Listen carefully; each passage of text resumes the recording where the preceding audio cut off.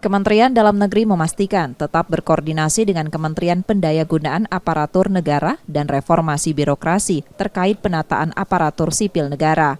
Kemendagri mengungkapkan semua harus sesuai perencanaan agar tidak ada lagi pembengkakan dalam perekrutan tenaga honorer.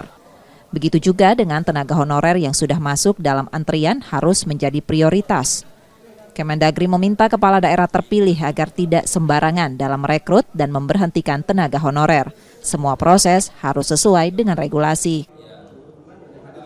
Kita juga mengantisipasi, mengingatkan kepada para kepala daerah terpilih nanti untuk ketika memulai tugas menyesuaikan dengan skema.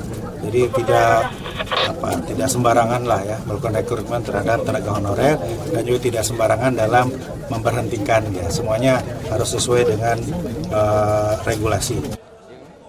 Kemendagri juga menilai sinkronisasi data antara pemerintah daerah dan Kemenpan RB juga harus sama, terutama dengan data tenaga honorer yang nanti akan direkrut menjadi P3K atau tenaga paruh waktu.